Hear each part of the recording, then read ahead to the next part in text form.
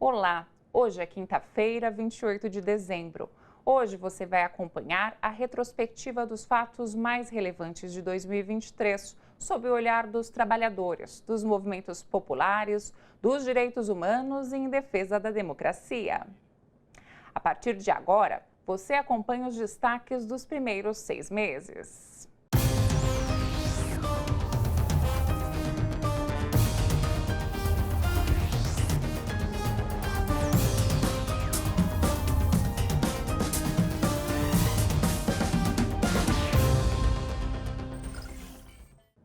A posse do presidente Lula em Brasília para o terceiro mandato é histórica por vários motivos.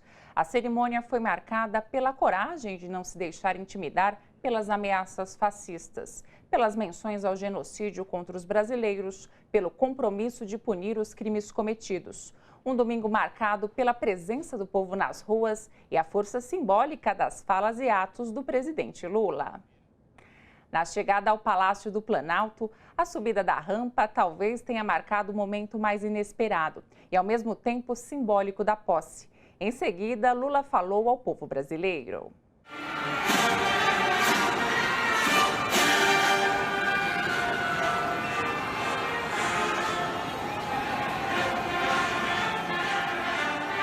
Quero começar fazendo uma saudação especial a cada um e a cada uma de vocês. Uma forma de lembrar e retribuir o carinho e a força que recebia todos os dias do povo brasileiro, representado pela Vigília Lula Livre, num dos momentos mais difíceis da minha vida. Hoje, neste que é um dos dias mais felizes da minha vida, a saudação que eu faço a vocês não poderia ser outra, tão singela e ao mesmo tempo tão cheia de significado. Boa tarde, povo brasileiro!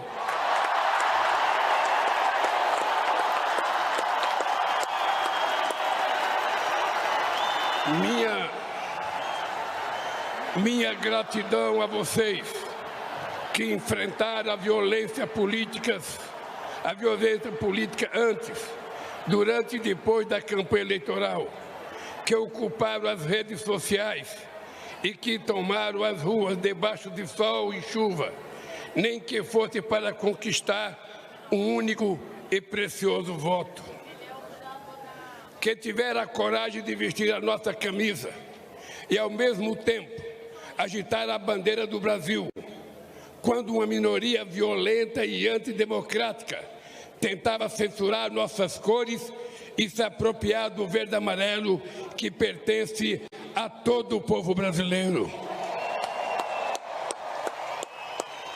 A vocês que vieram de todos os cantos deste país, de perto ou de muito longe, de avião, de ônibus, de carro ou na boleia de um caminhão, de moto, bicicleta e até mesmo a pé, numa verdadeira caravana da esperança para esta festa da democracia.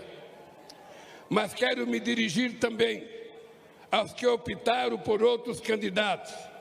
Vou governar para 215 milhões de brasileiros e brasileiras e não apenas para quem votou em mim. Vou governar para todos e todas, olhando para o nosso luminoso futuro em comum e não pelo retrovisor de um passado de divisão e intolerância. A ninguém interessa um país em permanente pé de guerra ou uma família vivendo em desarmonia. É hora de reatarmos os laços com amigos e familiares, rompidos pelo discurso de ódio e pela disseminação de tantas mentiras. Chega de ódio, fake news, armas e bombas. Nosso povo quer paz para trabalhar, estudar, cuidar da família e ser feliz. A disputa eleitoral acabou. Repito o que disse no meu pronunciamento após a vitória de 30 de outubro sobre a necessidade de unir o país. Não existem dois Brasis, Somos um único país, um único povo, uma grande nação. Somos todos brasileiros e brasileiras e compartilhamos uma mesma virtude. Nós não desistimos nunca. Ainda que nos arranquem todas as flores, uma por uma, pétala por pétala, nós sabemos que é sempre tempo de replantio e que a primavera há de chegar, e a primavera já chegou.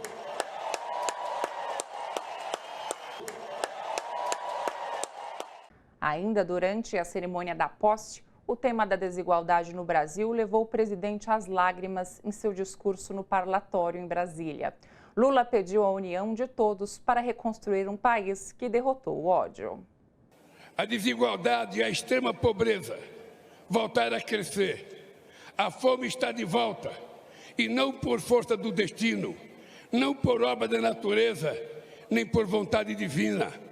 A volta da fome é um crime, o mais grave de todos, cometido contra o povo brasileiro. A fome é filha da desigualdade, que é a mãe dos grandes males que atrasam o desenvolvimento do Brasil. A desigualdade apequena este nosso país de dimensões continentais ao dividi-lo em partes que não se reconhece.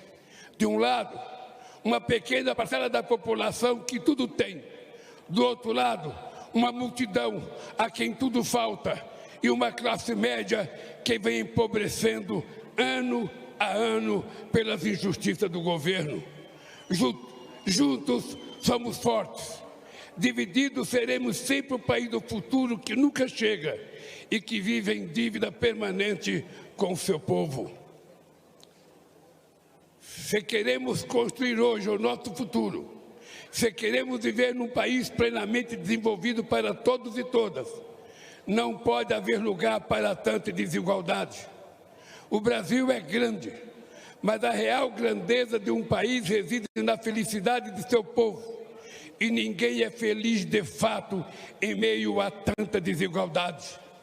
Minhas amigas e meus amigos, quando digo governar, eu quero dizer cuidar.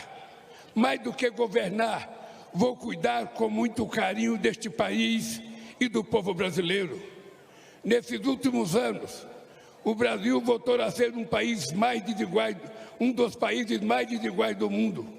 Há muito tempo, não víamos tamanho abandono e desalento nas ruas. Mães garimpando lixo em busca de alimento para os seus filhos. Famílias inteiras dormindo ao relento, enfrentando o frio, a chuva e o medo.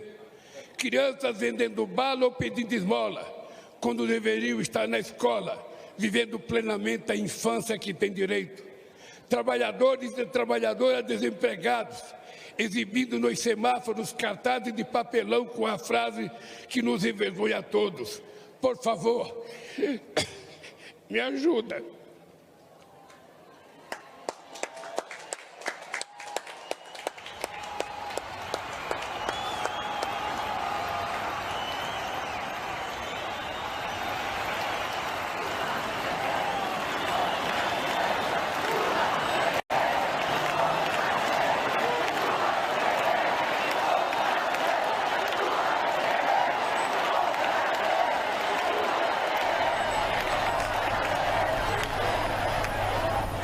Fila na porta dos açougues em busca de ossos para aliviar a fome. E, ao mesmo tempo, filas de espera para a compra de automóveis importados e jatinhos particulares. Tamanho abismo social é um obstáculo à construção de uma sociedade verdadeiramente justa, democrática e de uma economia próspera e moderna. Que a esperança de hoje fermenta o pão que há de ser repartido entre todos. E que estejamos sempre prontos a reagir, em paz e em ordem, a quaisquer ataques extremistas que queiram sabotar e destruir nossa democracia. Na luta pelo bem do Brasil, usaremos as armas que os nossos adversários mais temem. A verdade que se sobrepôs à mentira, a esperança que venceu o medo e o amor que derrotou o ódio. Viva o Brasil e viva o povo brasileiro!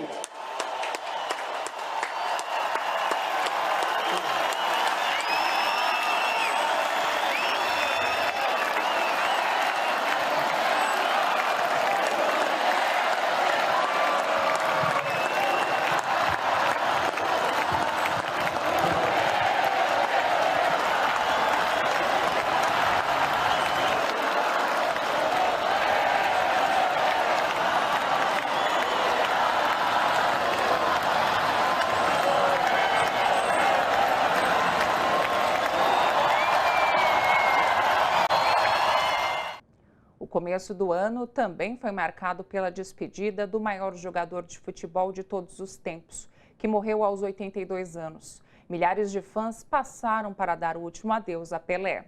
O velório público começou na manhã desta segunda-feira no Estádio do Santos, o clube que foi sua casa por bastante tempo. O caixão com os restos mortais do único jogador que conquistou 3 Copas do Mundo é exposto no centro do campo. Nas arquibancadas do estádio, conhecido como Vila Belmiro, nome do bairro onde está localizado, no litoral sul de São Paulo, 3 bandeiras gigantes puderam ser vistas neste domingo, uma delas com imagem de Pelé exibindo o famoso número 10 em sua camisa. Em outra, a mensagem Viva o Rei e ainda Pelé 82 anos na terceira. A entrada no velório, que vai durar ao todo 24 horas, será permitida até 10 horas da manhã desta terça-feira. Depois, o corpo de Edson Arantes do Nascimento, que morreu vítima de câncer, será levado em procissão pelas ruas da cidade portuária para o cemitério de Santos. Pelé será sepultado em mausoléu especial. Entre o caminho por onde o corpo do rei do futebol vai passar está a rua em que fica a casa da mãe dele, Celeste Arantes. Com 100 anos de idade, até o fim de semana pelo menos, ela ainda não sabia que o filho mundialmente famoso morreu. Foi opção da família para preservar a saúde dela. Após a posse de Lula, os primeiros dias indicavam que, mesmo ressentidos da derrota, seguidores do ex-presidente teriam um comportamento civilizado, como pede a democracia. Mas não foi isso que aconteceu. No dia 8 de janeiro, o país assistiu um ataque sem precedentes aos 3 poderes. Os atos golpistas e terroristas cumpriram um roteiro. Começaram com o financiamento do transporte e da infraestrutura do acampamento na frente do quartel-general do Exército em Brasília. Mas nada disso teria ocorrido sem a cumplicidade criminosa de agentes públicos. No sábado, os bandidos fantasiados de patriotas chegaram em pelo menos 80 ônibus e se juntaram a cerca de 300 comparsas acampados havia mais de 2 meses. Ontem, no início da tarde, uma multidão criminosa deixou o acampamento e partiu em direção à Praça dos Três Poderes, escoltada pela Polícia do Distrito Federal, que deveria ter impedido a entrada na região, conforme havia sido acordado entre o então governador do DF, Ibanez Rocha, e o ministro da Justiça, Flávio Dino. Já no centro do poder, os criminosos deram início ao quebra-quebra nos prédios do Supremo Tribunal Federal, do Palácio do Planalto e do Congresso Nacional. O resultado é que o patrimônio público foi destruído e saqueado pelos vândalos e terroristas. Alguns policiais tentaram conter os criminosos. Foram tentativas isoladas, sem sucesso. O que se viu durante mais de 2 horas foram bolsonaristas agindo livremente, muitas vezes sob o olhar complacente da Polícia Militar do Distrito Federal. Os prédios dos 3 poderes da República foram vandalizados pelo crime organizado. No Senado Federal, os terroristas destruíram tudo que encontraram pela frente. Vidros e mobiliário foram destruídos. Cadeiras foram arrancadas e jogadas para fora. No prédio do Supremo Tribunal Federal, os vidros foram quebrados, piso e teto destruídos e até portas e poltronas foram arrancadas. No Palácio do Planalto foi diferente. Obras de arte foram vandalizadas, equipamentos destruídos, além de inúmeras peças roubadas. Os prédios ainda estão sendo periciados. A Universidade de São Paulo, entidades de direitos humanos, juristas e movimentos populares realizaram um ato em defesa da democracia. aproveitaram para elogiar a atuação do Supremo Tribunal Federal e exigiram punição aos responsáveis diretos e indiretos pelos atos golpistas e terroristas. O auditório da Faculdade de Direito da USP, no Largo São Francisco, estava com a capacidade lotada. Vozes e pensamentos unânimes reafirmando que os atos foram golpistas e terroristas. E a sociedade tem o dever de defender o Estado Democrático de Direito. Estamos aqui para defender o Estado Democrático de Direito e expressar nosso repúdio aos atos de terrorismo que vimos ontem na capital federal do nosso país. A depredação da sede dos 3 poderes da nossa República só serviu para cobrir a nossa pátria de vergonha.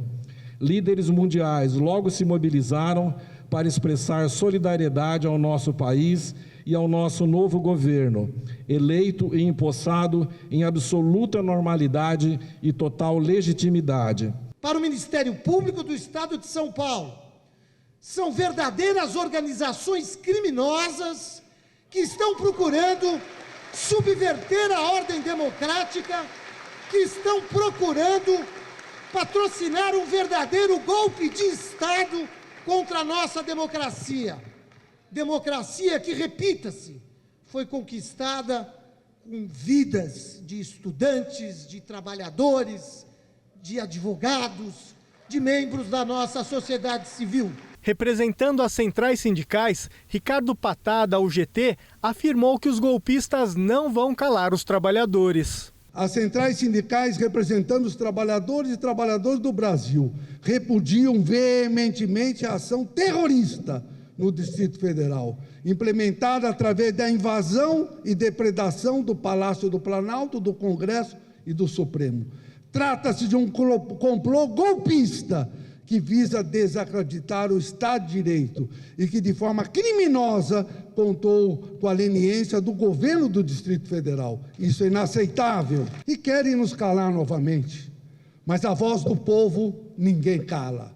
A vontade do povo, a vontade da democracia, a liberdade, ela não se apaga. A presidenta da OAB de São Paulo, Patrícia Vanzolini, defendeu a atuação do Supremo Tribunal Federal como guardião da democracia. Eu acho que agora, olhando em retrospecto, se havia alguma suspeita de que o Supremo estava indo longe demais, agora nós conseguimos perceber que se era isso o que o Supremo pretendia evitar, se era com essa ameaça que nós estávamos lidando, que as forças de inteligência do Estado estavam lidando, essas medidas eram necessárias. Eu, como cidadã e também como advogada, entendo que o Supremo tem sido, com erros e acertos, como é da natureza do feito do homem, mas com muita firmeza, verdadeiro guardião da nossa liberdade democrática. A derrota desta tentativa de golpe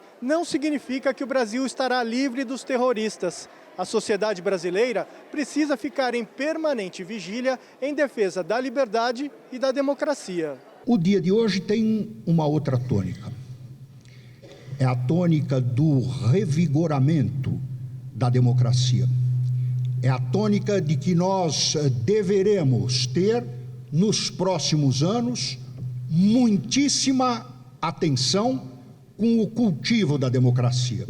Assim como as flores podem fenecer, uma democracia, se não for bem cuidada, com toda a atenção e com todo o carinho, pode transformar o seu povo num povo escravizado, pode se transformar na negação da democracia.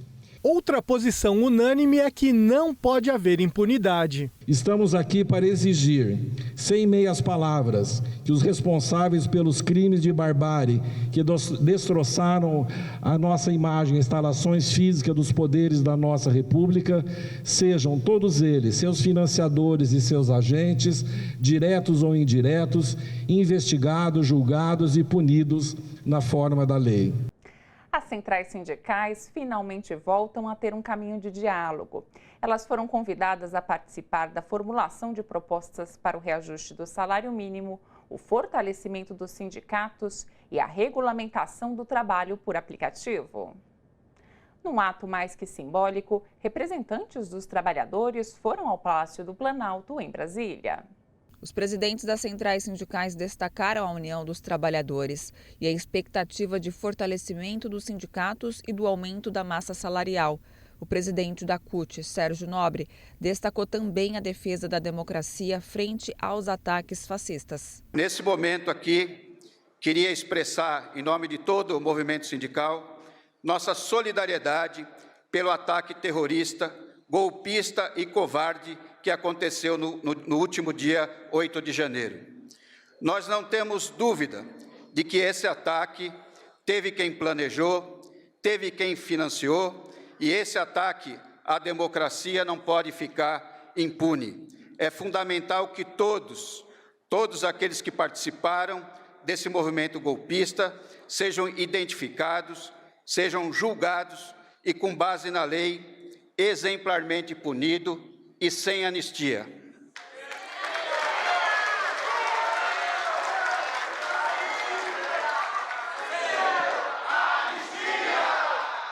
O ministro do Trabalho, Luiz Marinho, destacou a importância da participação das centrais sindicais nas discussões de questões fundamentais no mundo do trabalho, como a valorização do salário mínimo. Esta valorização do salário mínimo será feita pelo conjunto de governo. Por essa razão, o planejamento, a fazenda, a casa civil, da indústria, previdência, está presente no grupo de trabalho. Porque aqui nós vamos fazer respeitando a previsibilidade da nossa economia. A previsibilidade é importante para o empresariado, para os prefeitos, para os governadores, para o governo federal, para as instituições da economia, para que nós possamos fazer o que nós fizemos no primeiro governo do presidente Lula, que é crescer o poder de compra do salário mínimo, mantendo a inflação, mantendo o equilíbrio fiscal. Então, esse é o processo que nós vamos construir. Por que nós vamos construir? Porque nós já fizemos uma vez e sabemos que é plenamente possível fazer de novo. Quem fez, sabe como fazer. O presidente Lula pediu ajuda de todos para a reconstrução do país e lembrou que o trabalhador precisa exercer plenamente seus direitos e fazer pressão. É preciso que vocês aprendam a fazer muita pressão. Muita pressão. Senão a gente não ganha isso. Você tem que fazer pressão em cima do governo. Porque se vocês não fizerem pressão, a gente pensa que vocês estão gostando. Eu quero que vocês saibam, eu vou dizer uma coisa que eu dizia muito da outra vez. Não tenho nenhuma preocupação de falar, nós não podemos pressionar porque o Lula é o presidente. Não, é exatamente porque o Lula é presidente que vocês têm que fazer pressão. Porque com outro presidente vocês não conseguem fazer pressão porque a borracha bate muito forte. Vocês sabem disso. Então, companheiros, nós estamos conversando um novo tempo. Esta comissão que nós montamos é para que vocês possam discutir bravamente aquilo que é necessário, não aquilo que a gente quer do aumento do salário mínimo, porque nós já provamos que é possível a gente aumentar o mínimo acima da inflação, e o mínimo é a melhor forma da gente fazer distribuição de renda nesse país. Não adianta o PIB crescer se ele não for distribuído. Porque nesse país, o PIB já cresceu 14% ao ano e o trabalhador ficou mais pobre. Porque se o PIB cresce e fica só com o dono da empresa, quem fez o PIB crescer não ganha nada, que é o trabalhador brasileiro. Então, o salário mínimo tem que subir de acordo com o crescimento da economia. A economia subiu, o povo que ganha salário mínimo vai ter um aumento equivalente ao PIB. É isso que a gente tem que fazer para a gente melhorar esse país. Esse país não pode continuar sendo eternamente um país emergente, um país em via de desenvolvimento. Esse país precisa dar uma chance a nós mesmos, uma chance de nos transformar num país desenvolvido. E eu vou garantir para vocês uma coisa, essa é a razão pela qual eu estou aqui. Estou aqui para a gente reconstruir a nossa imagem no exterior, Já agora, domingo eu vou na Argentina, dia 10 eu vou nos Estados Unidos, em março eu vou na China, já vamos receber aqui a Alemanha e a França, e nós vamos fazer com que o Brasil vire protagonista internacional outra vez e respeitado. E o maior líder do povo indígena Yanomami, Davi Copenaua, denunciou quem foi o grande responsável pela tragédia humanitária de seus povos, Jair Bolsonaro. Os Yanomami vivenciaram a pior situação de emergência de saúde pública, com a falta de assistência e muitos casos de desnutrição e mortes. A declaração de Copenaua foi dada durante entrevista à equipe da Amazônia Real. O líder indígena acredita que o ex-presidente da República tem de ser preso por genocídio. Esse genocídio que está ocorrendo é culpa de quem? Então, é genocídio que está espalhando muito na cidade, nas comunidades e a município, no Brasil e fora. O genocídio que está saindo na televisão, no jornal, quem matou o meu parente, meus irmãos, minha família, foi a presidente Jair Bolsonaro. Um dos fatos que marcaram a chegada de fevereiro aconteceu na cidade de Santo Amaro da Purificação, estado da Bahia, com um evento que marcou a retomada do programa Minha Casa Minha Vida, que voltaria ainda mais reforçado para beneficiar milhares de famílias em todo o país. Lideranças de movimentos populares e sindicais, parlamentares e autoridades estiveram presentes no encontro, em que o presidente Lula entregou novas unidades habitacionais. Eu vim aqui para começar a provar que é possível a gente reconstruir um outro país. Eu vim aqui para dizer para vocês que o povo brasileiro vai voltar a tomar café, a almoçar, a jantar, a morar, a estudar, a trabalhar, a ter acesso às coisas que todo mundo tem direito de ter.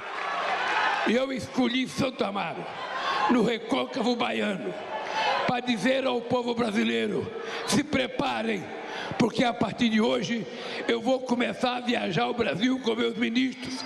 Nós vamos visitar cidades, vamos visitar estados e vamos fazer com que todas as obras que estão paralisadas voltem a ser construídas. Só no campo da educação nós temos mais de 4.000 obras paradas. Ao todo são 14.800 obras paradas e a gente vai começar a tocar todas elas para que esse país volte a caminhar, a rodar, a girar e a produzir crescimento econômico nesse país. Portanto, cada um de vocês, desse recôncavo revolucionário, desse recôncavo que lutou tanto para o 2 de junho acontecer, eu quero que vocês saibam que a partir de hoje a gente não para mais. Pode ter certeza que os 4 anos que eu tenho pela frente, eu tenho 4 anos que eu assumi um compromisso com vocês. Eu tenho certeza que vai ser os melhores 4 anos da minha vida e vai ser os melhores 4 anos da vida do povo brasileiro, porque a gente vai voltar a sorrir, a gente vai voltar a ter esperança, a gente vai voltar a ter alegria. E foi também em fevereiro que o Brasil perdeu uma das mais importantes lideranças na luta pelos direitos humanos, o padre Jaime Crowe. Ele morreu aos 77 anos na Irlanda, seu país de origem, para onde voltou em definitivo em 2021 por motivos de saúde. A Sociedade dos Santos Mártires no Jardim Ângela divulgou uma nota de falecimento. Padre Jaime é um dos criadores da Caminhada pela Vida e pela Paz. Ele chegou ao Brasil em 1969. Atuou em diversas localidades da Diocese de Campo Limpo, como na cidade de Embu das Artes.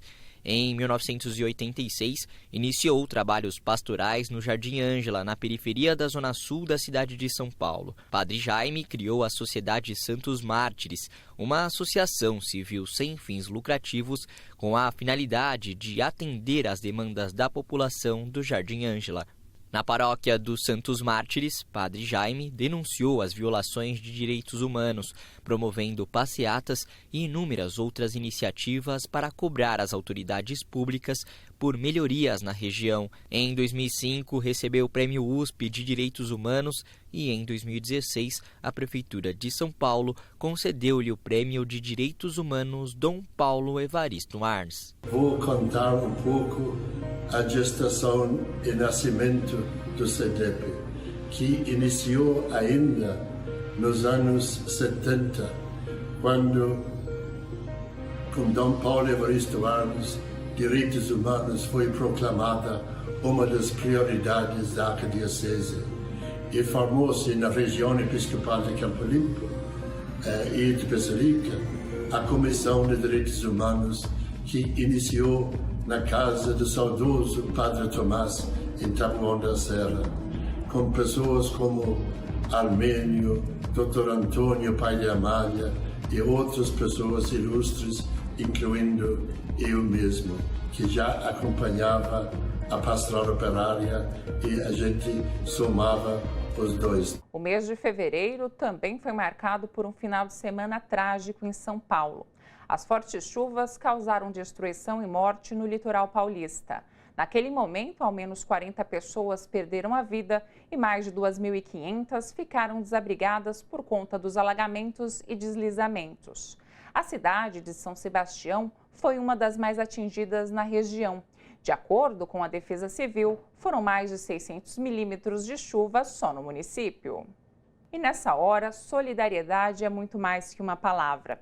As centrais sindicais e sindicatos se uniram para ajudar as vítimas da tragédia do litoral norte de São Paulo. O Sindicato Solidário, ligado à Contraficute, e o Sindicato dos Metalúrgicos do ABC iniciaram ações com entidades sindicais, governo e a sociedade civil para ajudar os atingidos pelas chuvas no litoral norte de São Paulo durante o Carnaval. No momento, além de apoio a resgates e busca por pessoas desaparecidas, as campanhas humanitárias estão concentradas principalmente na arrecadação e distribuição de alimentos, água, roupa e material de higiene. Entre as ações, a CUT, a Central Única dos Trabalhadores, a Força Sindical, a UGT, União Geral dos Trabalhadores, e a CTB, a Central dos Trabalhadores do Brasil, junto com a Central dos Sindicatos Brasileiros, a CSB e a Nova Central, determinaram que os espaços das colônias de férias de seus sindicatos no litoral de São Paulo sejam oferecidos provisoriamente para as vítimas das chuvas que ficaram desabrigadas. A Confederação Nacional dos Trabalhadores do Ramo Financeiro, Contraficute, começou um diálogo institucional com a Febraban para que os bancos também participem das ações de ajuda humanitária e de recuperação das regiões afetadas. O mês de março começa com o presidente Lula lançando o novo Bolsa Família. A medida provisória que oficializou a volta do programa foi assinada pelo presidente em cerimônia no Palácio do Planalto. A expectativa de distribuição de recursos é ousada.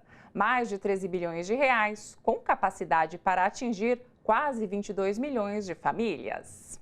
Quero reafirmar aqui que estaremos tornando todos os cartões do Bolsa Família cartões de débito para facilitar a vida das pessoas, para facilitar o uso dos recursos do Bolsa Família para a população brasileira. Presidente, aqui hoje nós temos a presença, e eu pediria para que ficasse de pé, da dona Cândida Maria de Nazaré, a Ana Luísa Barroso, sua filha, e ao Heitor Lucas Filho, dessas famílias, presidente, que estavam com o direito, estavam fora, e a partir deste dia 20 de março, presidente, 700 mil famílias que estavam passando fome, volta para ser atendido junto com o Bolsa Família, presidente.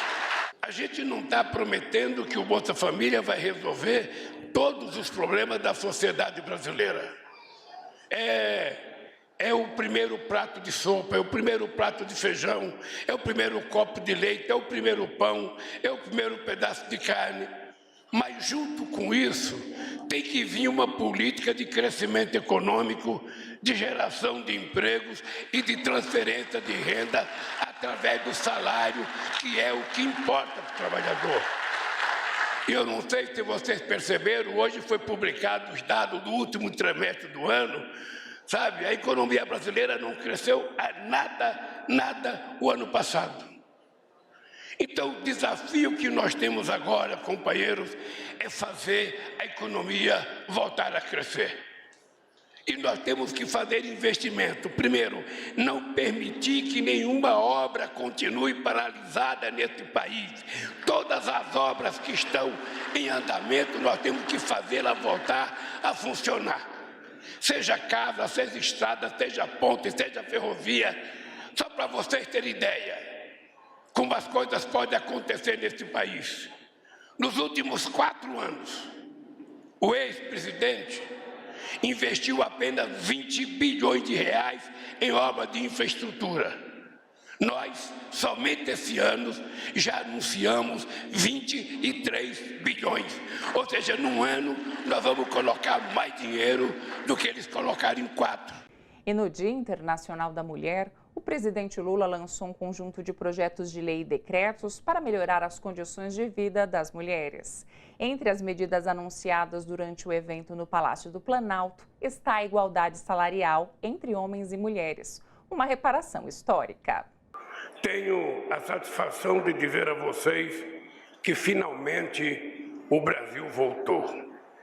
Voltou para combater a discriminação, o assédio, os estupros, o feminicídio e todas as formas de violência contra as mulheres. As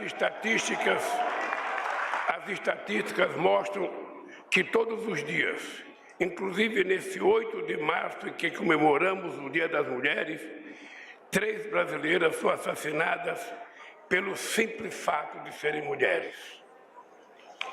É intolerável que, enquanto participamos dessa solenidade, uma mulher ou uma menina esteja sendo estuprada a cada 10 minutos. Estamos apresentando hoje um pacote de medidas para colocar um fim nessa barbárie. Mas é preciso ir além do combate à intolerável violência física contra as mulheres.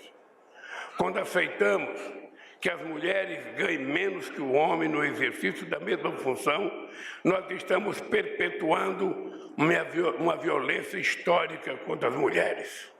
É importante lembrar que nesse projeto de lei que nós estamos mandando ao Congresso Nacional, tem uma palavra, só uma palavra, que faz a diferença de tudo que já foi escrito sobre trabalho igual entre homens e mulheres exercendo a mesma função. Uma única palavra. E essa mágica palavra chama-se obrigatoriedade de pagar o salário igual.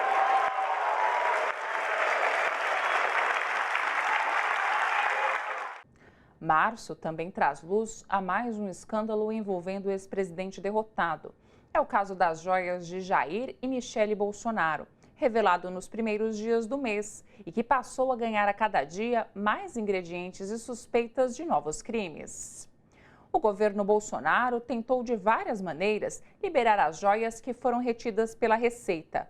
Usou, inclusive, muitos ministérios para isso. No final de 2022, antes de enviar um ajudante de ordens em um avião da FAB até Guarulhos para tentar pegar a mercadoria, o governo usou a cúpula da Receita Federal para pressionar pela liberação das joias. Uma das tentativas de Bolsonaro de retirar a mercadoria ocorreu 2 dias antes dele viajar para os Estados Unidos. Júlio César Vieira Gomes, que comandava o fisco na ocasião, foi nomeado adido da Receita Federal em Paris pelo presidente em exercício, Hamilton Mourão, em 30 de dezembro de 2022, no apagar das luzes do governo Bolsonaro.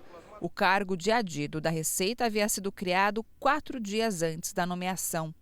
Fernando Haddad revogou a criação do cargo no início de janeiro. Quem tem filho em escola pública sabe. As merendeiras cuidam das crianças com carinho sem tamanho. De olho nisso, o presidente Lula anunciou um reajuste de 39% nos valores da merenda escolar do ensino público, congelados há 7 anos desde o governo Temer. Em mais um anúncio dos trabalhos do governo, Lula falou sobre o tempo de espera para acontecer um reajuste na merenda escolar. Esta merenda escolar está há 7 anos sem reajuste. O salário mínimo está há 7 anos sem reajuste. O servidor público federal está há 7 anos sem reajuste. Ou seja, significa que a única coisa que aconteceu nesse país foi a produção de mentiras, mentiras e mentiras, sabe, a produção de fake news. Além do reajuste na merenda escolar, foi anunciado que em 2023 o governo terá 23 bilhões de reais liberados para obras de infraestrutura do Ministério do Transporte. O presidente reafirmou que no seu mandato os investimentos no país serão muito maiores que nos últimos 4 anos. Esse é o 10º benefício anunciado desde o início do governo. Até o momento foram investidos mais de 367 bilhões em projetos e programas sociais, como o relançamento do Bolsa Família. E depois de sofrer um golpe durante o seu mandato como presidenta do Brasil, Dilma Rousseff foi confirmada como nova presidenta do BRICS, a cúpula dos 5 mercados emergentes mais ricos do mundo: Brasil, Rússia, Índia, China e África do Sul. A indicação de Dilma Rousseff para a presidência do Banco do BRICS foi feita pelo governo Lula. O mandato da ex-presidenta vai até julho de 2025. Após ter sido escolhida pelo governo, Dilma passou por uma sabatina realizada pelos 4 ministros da economia dos países membros do bloco: Rússia, Índia, China e África do Sul. Com a aprovação, Dilma vai substituir Marcos Toroirro, indicado por Bolsonaro, que estava desde 2020 no cargo. A nova presidenta do BRICS deve viajar para a sede do banco em Xangai, na China, junto com a comitiva do presidente Lula, que vai visitar o país asiático nos próximos dias. Nós vamos fazer uma pausa rápida e já voltamos com a segunda parte da retrospectiva que traz os principais acontecimentos do primeiro semestre de 2023. Até já!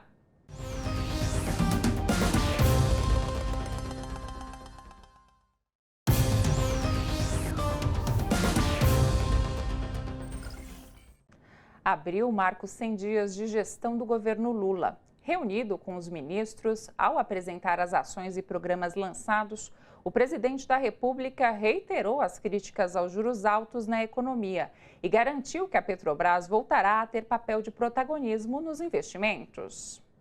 Em seu discurso, Lula também fez questão de relembrar a tentativa de golpe no início do ano, mas colocou ênfase no futuro do país e, mais uma vez, explicitou a missão do governo.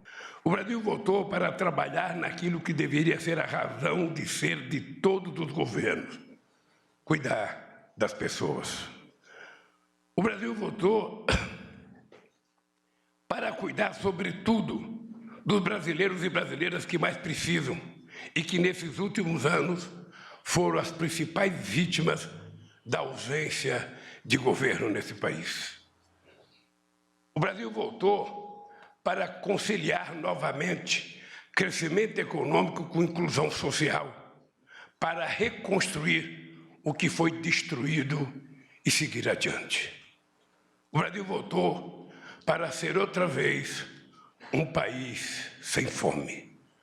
Ao mesmo tempo que prepara terreno para as obras de infraestrutura que foram abandonadas ou ignoradas pelo governo anterior, o Brasil voltou a cuidar da saúde, da educação, da ciência e tecnologia, da cultura, habitação e da segurança pública. O Brasil voltou com ações e programas que ajudaram a resgatar a dignidade, a cidadania e a qualidade de vida do povo brasileiro. O Bolsa Família, o Programa de Aquisição de Alimentos, o Programa Nacional de Alimentação Escolar, o Minha Casa Minha Vida, o Mais Médicos, o Programa Nacional de Segurança Pública com Cidadania e tantos outros são muito importantes para o futuro desse país. O Brasil voltou a cuidar do que era urgente e inadiável: cuidar do seu povo. Senhoras e senhores convidados, companheiros e companheiras ministros, o Brasil voltou a olhar para o futuro.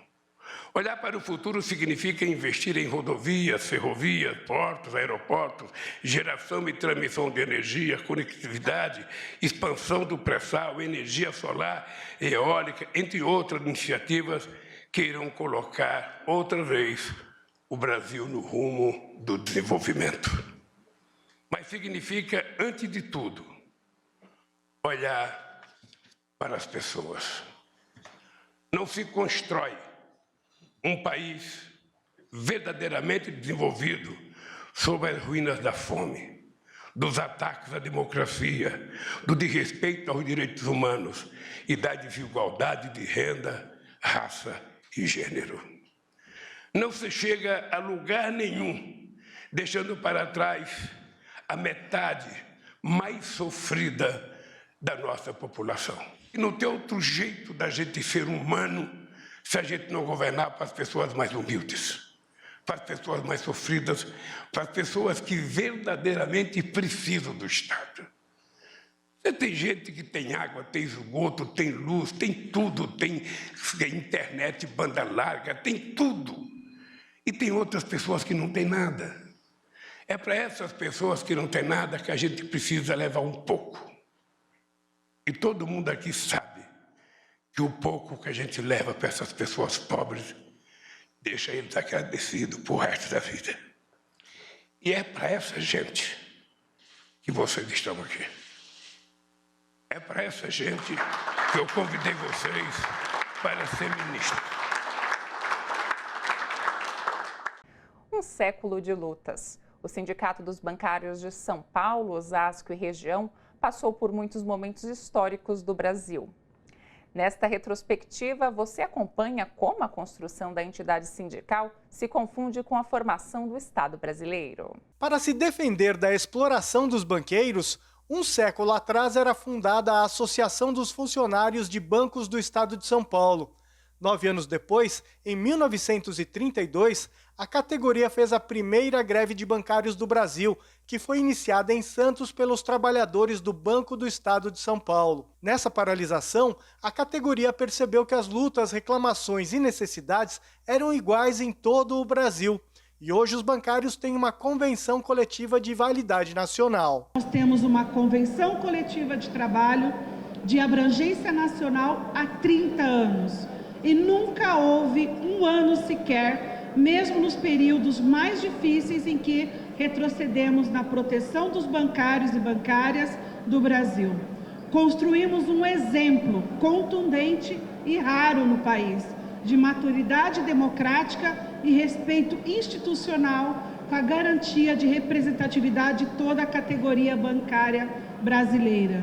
Nos institutos de previdência, os bancários tinham o Instituto Superavitário, um instituto que funcionava e ajudou a criar a Previdência Social.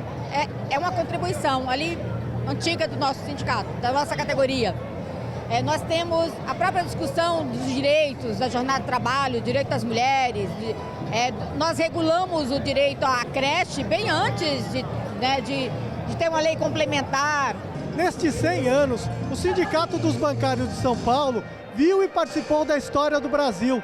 Viveu e sofreu as ditaduras das décadas de 1930 e 1960 e participou da redemocratização do país. Em todos esses momentos, a trajetória é a defesa dos direitos dos trabalhadores, melhores salários, melhores condições de vida e por uma sociedade mais justa, por uma sociedade sem exploradores e sem explorados. Esse sempre foi o tom.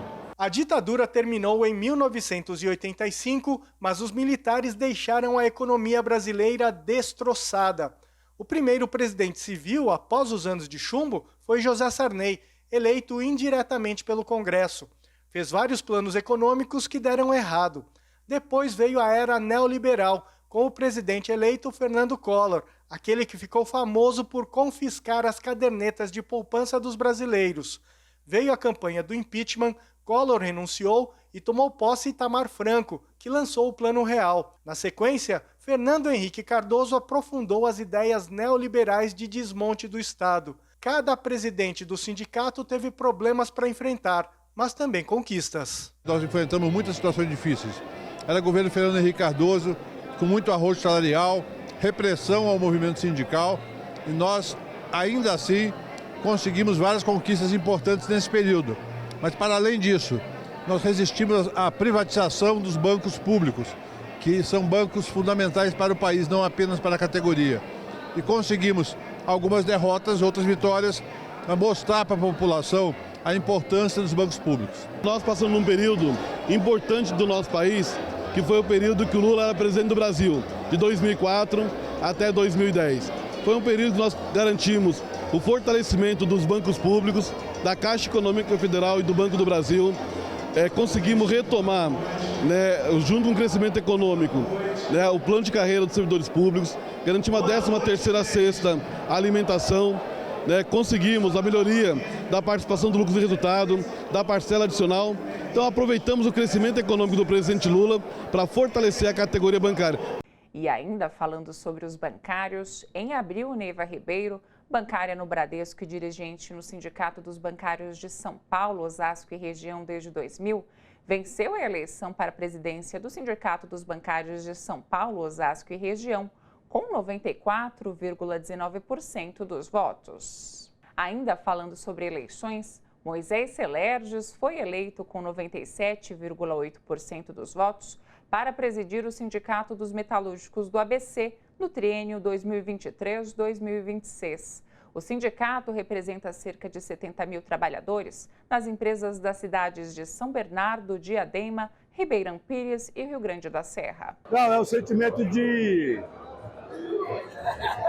de orgulho de fazer parte dessa categoria, é um sentimento de uma responsabilidade muito grande, mas também é um sentimento que eu sei que eu não estou sozinho nessa tarefa, nessa batalha, nessa missão.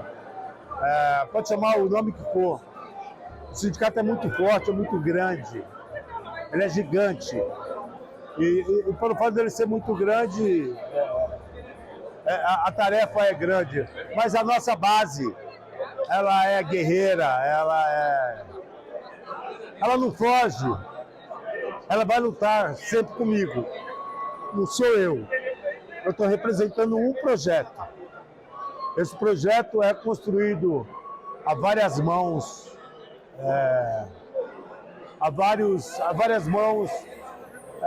por vários companheiros e companheiras que vão lutar junto comigo.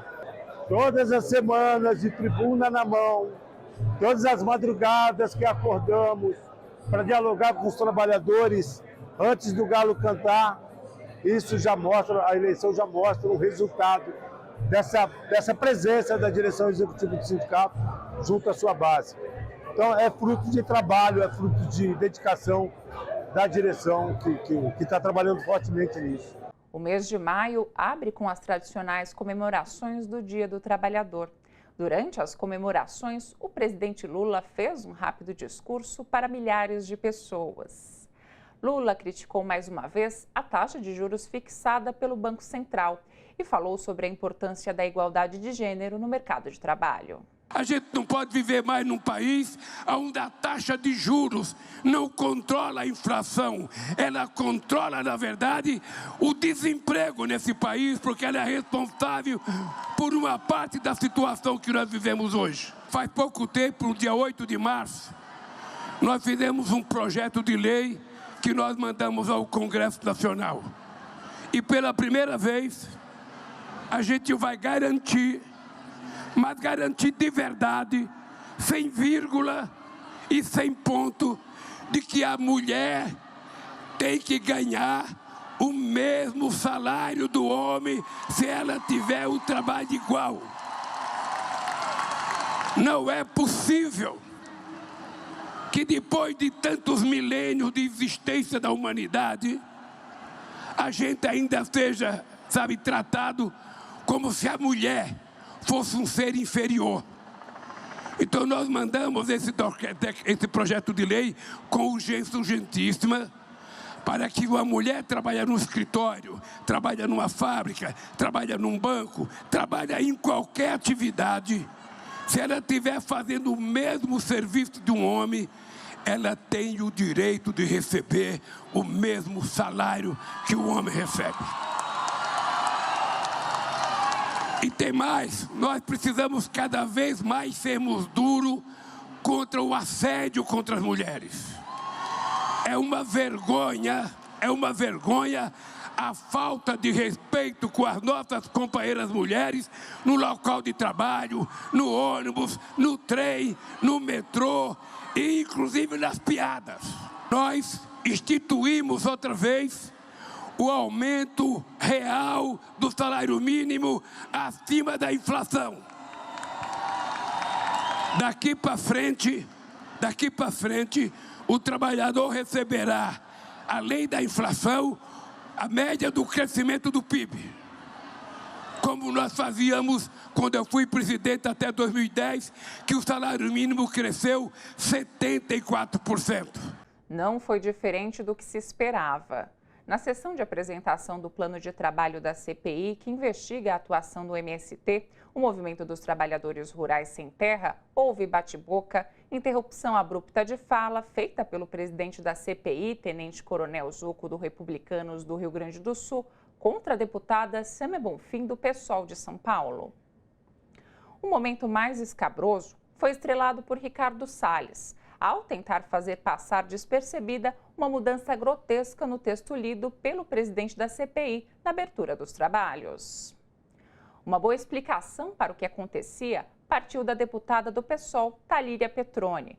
Para ela, tratava-se claramente de uma tentativa da Câmara de criminalizar o MST, iniciativa que já havia sido tentada em outras ocasiões, em CPIs que nunca chegaram a nada. A deputada federal Sâmia Bonfim, do PSOL, falou sobre as incongruências entre o que foi lido pelo relator e pelo presidente da CPI e a proposta da comissão. Presidente, se a gente olhar ali naquele telão, vai estar escrito CPI, Movimento dos Trabalhadores Sem Terra, MST. Se eu abrir aqui o sistema, vai estar escrito a mesma coisa. CPI, Movimento dos Trabalhadores Sem Terra, MST. Se nós lermos o requerimento que Vossa Excelência, presidente, recolheu as assinaturas dos colegas deputados, requer a criação da Comissão Parlamentar de Inquérito com a finalidade de investigar a atuação do grupo Movimento dos Trabalhadores Sem Terra, MST, do seu real propósito, assim como dos seus financiadores. E também o presidente da Câmara, quando deu a abertura dos trabalhos dessa CPI, assim o leu, da mesma forma. Qual não é a nossa surpresa? Na verdade, não é uma surpresa, mas qual não é a falta de constrangimento por parte do relator? O que diz aqui a proposta de trabalho, deputada Talíria? Comissão Parlamentar de Inquérito destinada a investigar a invasão de propriedade, depredação de patrimônio público e privado e crimes correlatos. Repito. Invasão de propriedade, depredação de patrimônio público e privado e crimes correlatos. Ele simplesmente distorceu deliberadamente, sem nenhum pudor, aquilo que foi a leitura e a abertura e o intuito real dessa CPI. Que, aliás, aqui um parênteses, importante ser dito, nós já denunciamos e reiteramos na sessão de hoje. Tem um intuito muito claro, que é de criar um distracionismo com relação aos reais crimes que são cometidos com o nosso país. A deputada Gleisi Hoffmann, presidenta do PT, também apontou diferenças entre os documentos. Vossa Excelência já nos esclareceu aqui que vai fazer as correções, tanto quando Vossa Excelência abrir os trabalhos, que não pode se colocar como CPI das invasões, como entendi também que vai fazer a correção em relação ao plano de trabalho. Porque o plano de trabalho, se não for corrigido, ele já é um relatório prévio do relator, porque ele já diz o seguinte: investigar invasões de propriedade, depredação de patrimônio público e privado e crimes correlatos através dos seguintes rolos exemplificativos: apuração de denúncia, identificar organizadores, ou seja, mas ele já está dizendo que teve depredação, invasão, crimes correlatos e como vai fazer. Eu gostaria que se adequasse aqui a introdução para o que é exatamente o objetivo que de Vossas Excelências ao apresentarem esse requerimento, não o objeto, mas o objetivo, que é a finalidade de investigar a atuação do grupo do Movimento dos Trabalhadores Sem Terra, do seu real propósito, assim como dos seus financiadores, sem elencar aqui o rol de situações. Já Valmir Assunção questionou a validade da CPI. Eu não sei por que o presidente Arthur Lira concordou com a abertura dessa CPI, porque não tem fato determinado. Tem aqui com o objetivo de estabelecer um palanque político para um grupo que perdeu as eleições, essa que é uma grande verdade. Agora, nós não podemos, de forma nenhuma, aceitar nem concordar aqui com os adjetivos que se coloca na organização chamada MST, que cumpre um papel fundamental na sociedade brasileira, na luta pela reforma agrária, na produção de alimento saudável, na preservação do meio ambiente. Isso é público e notório. Agora, vim aqui sem fato determinado, uma CPI da qual diz que vai investigar em 120 dias. Nós já passamos por 4 CPI aqui e não encontrou nada. Foi também em maio que o governo teve uma vitória acima das expectativas. Por 372 votos a 108, a Câmara dos Deputados aprovou o texto base do projeto que fixa novas regras fiscais para as despesas da União, o chamado arcabouço fiscal. O placar provocou comemoração na base do governo. Como era um projeto de lei complementar, eram necessários, no mínimo, 257 votos para aprovação. A aprovação por uma margem larga indicava a possibilidade de êxito no Senado, sem maiores sobressaltos. O mês de junho marca o início da CPMI, a Comissão Parlamentar Mista de Inquérito dos Atos Golpistas de 8 de janeiro. Por 18 votos a favor e 12 contra, o plano de trabalho da relatora, a senadora Elisiane Gama, foi aprovado. Uma vitória do governo sobre a ala bolsonarista. O relatório aprovado prevê investigações desde o segundo turno das eleições, quando se intensificaram os atos golpistas. Os bolsonaristas queriam restringir o período e foram derrotados. Do regimento comum. A sessão de hoje foi uma prévia do clima que deverá dominar a CPMI. Um bate-boca tomou conta das discussões após o questionamento sobre a participação de investigados pelo Supremo Tribunal Federal entre os parlamentares que compõem a CPMI. O presidente da comissão, Arthur Maia, do União Brasil de Alagoas, não vê motivo para impedimento. Governistas prometem levar a questão ao presidente do Congresso, Rodrigo Pacheco. Trata-se do deputado André Fernandes, do PL, investigado pelo Supremo Tribunal Federal por suposto envolvimento nos atos golpistas. E foi também em junho que o governo divulgou a lista das montadoras que aderiram ao programa de subsídios, que deu a chance de os brasileiros comprarem automóveis novos mais baratos. Foram mais de 30 modelos de carros com descontos de até R$ 8.000 para veículos com valor de até R$ 120 mil. Ao todo, 9 montadoras participam do programa Carro Zero, lançado na semana passada, que tem o objetivo de levar preços mais baratos de veículos para os brasileiros. As empresas Fiat, Volkswagen, General Motors, Renault, Toyota, Peugeot, Honda, Nissan e Hyundai disponibilizaram 233 versões de 31 modelos de carros que terão descontos de R$ 2.000 até R$ 8.000 em automóveis com preço de até R$ 120 mil. De acordo com o Ministério do Desenvolvimento, as montadoras podem adicionar novos modelos da lista. Entre os carros mais baratos, há modelos como o Renault Kwid e Fiat Mobi, que custam quase R$ 69 mil e caem para pouco mais de 60 mil com desconto. O Citroën C3 da montadora Peugeot Citroën cai com desconto para R$ 66.990, enquanto o preço do Hyundai HB20, muito usado por motoristas de aplicativo, passa a custar pouco mais de R$ 76 mil. Ao todo, foram reservados pelo governo mais de R$ 1 bilhão para o programa. O recurso será distribuído entre 3 tipos de veículos. Para os automóveis, serão investidos R$ 500 milhões. Para caminhões, serão destinados R$ 700 milhões. Já para vans e ônibus, o valor fica em R$ 300 milhões. Assim que o valor total for atingido, o programa será encerrado. Até o momento, as montadoras de automóveis já utilizaram 150 milhões do valor liberado pelo governo. O prazo para as vendas com veículos com desconto é de até 15 dias, que podem ser prorrogados até 60, e as ofertas são exclusivas para pessoas físicas. As montadoras que participam do programa e aplicaram a redução na venda de carros para o consumidor receberão crédito tributário. Dados da Associação Nacional dos Fabricantes de Veículos Automotores estimam que até 110 mil automóveis devem ser comprados com investimento do programa. E junho fecha com uma notícia esperada por milhões de brasileiros. No mérito, também por maioria, julgou parcialmente procedente o pedido para condenar o primeiro investigado, Jair Messias Bolsonaro, pela prática de abuso de poder político e pelo uso indevido de meios de comunicação nas eleições de 2022 e declarar sua inelegibilidade por 8 anos seguintes ao pleito de 2022. Por fim, determinou a comunicação imediata, nos termos do voto do relator, à Secretaria da Corregedoria Geral Eleitoral, para que, independentemente da publicação do acórdão, promova a devida anotação do histórico de Jair Messias Bolsonaro no cadastro eleitoral da hipótese de restrição à sua capacidade eleitoral passiva. A edição de hoje chegou ao fim. Amanhã o seu jornal está de volta com a segunda parte da retrospectiva 2023, onde você vai acompanhar os principais fatos das lutas por direitos humanos e em defesa da democracia no segundo semestre. Até lá!